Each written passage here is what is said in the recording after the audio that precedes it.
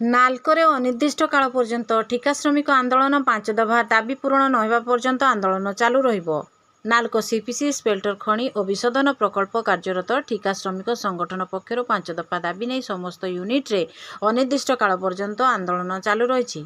आज को 4 वर्ष हेब बारंबार विभिन्न दाबी नहीं आंदोलन करि आसुले मध्य नाल्को कर्तृपक्ष उद्देश्यमूलक भाव कौन दाबीगुड़िक पूरण करूना। एपरिक भुवनेश्वर कॉर्पोरेट कार्यालय को डकाई आलोचना करी आश्वासना दे फेराई देउछंती।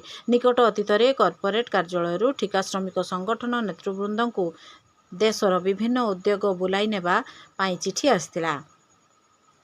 उद्देश्य थिला विभिन्न नवरत्न महारत्न उद्योग रे ठिका श्रमिक मानकु किभली सुविधा सुजोग जोगाई दिया जाउछि ता उपरे अनुध्यान करिबा परवर्ती समय सही सबु सुविधा नाल्को श्रमिक मानकु जोगाई देबा उद्देश्य थिला। तेबे नाल्को प्रशासनिक निर्देशक याकु बातिल करथिबा श्रमिक माने अभियोग करिसंती। आगामी दिन में जेकोसी आलोचना पाई नाल्को कर्तृपक्ष संपृक्त स्थान को जाई समाधान करने को दाबी हेउछि। जदि नाल्को कर्तृपक्ष दाबीगुड़िक प्रतिवाद गुरुत्व प्रदान न करती ताहेले श्रमिक माने राजरास्ता को ओह्लाइबे बोली चेतावनी देइछन्ते।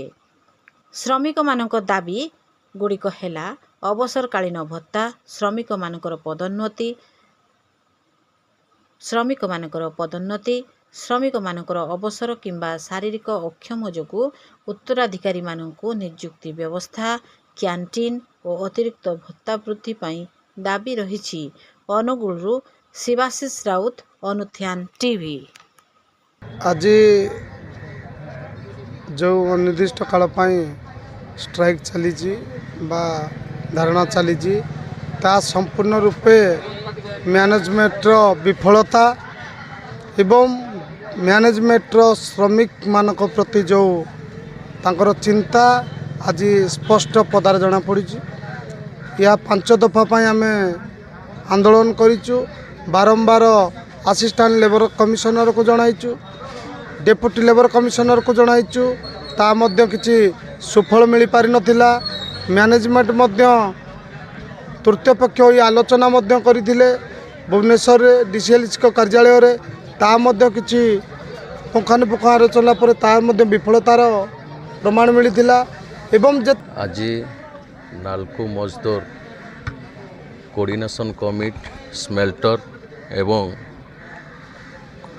सीपीपी एवं दामनजुडीर माइन्स एवं रिफाइनरी एकाठी मिसी आज जो कार्य आंदोलन बंद करिचु अनिर्दिष्ट काल पाई। कारण आमर नाल्को मैनेजमेंट को जो 5टी दाबी दि जाइथिला दीर्घ 4 वर्ष है आमर से पूरण करना। आमर जो अनिर्दिष्ट काल पाई जो डाकरा दिखाई ए मुख्यतः 5टी डिमांड रोज 5 डिमांड रू विभूति अन्य डिमांड गुड़े कहले किंतु मुख्य डिमांड होची से ता साथरे आमर जो दरमा वृद्धि बा कैंटीन सब्सिडी दरमा वृद्धि पाई वर्तमान परिस्थिति रे आमको जो 500 केते टका मिलुची यह आमको माने चलिबा पाई बहुत कष्ट साध्य। ता सहित मार्केट प्राइस अनुसार यह आमको सुहाव नाही। या जिते कॉर्पोरेट लेवल रे गत 31 तारीख दिन मीटिंग होता सीएमडी मात्र 3 टंकार 5 टंका वृद्धि करने राजी होते से आम राजी नथिलु एवं अन्य डिमांड गुड़िकर भी सुहाइला भाया न आम बाध्य हो उठी आसलु।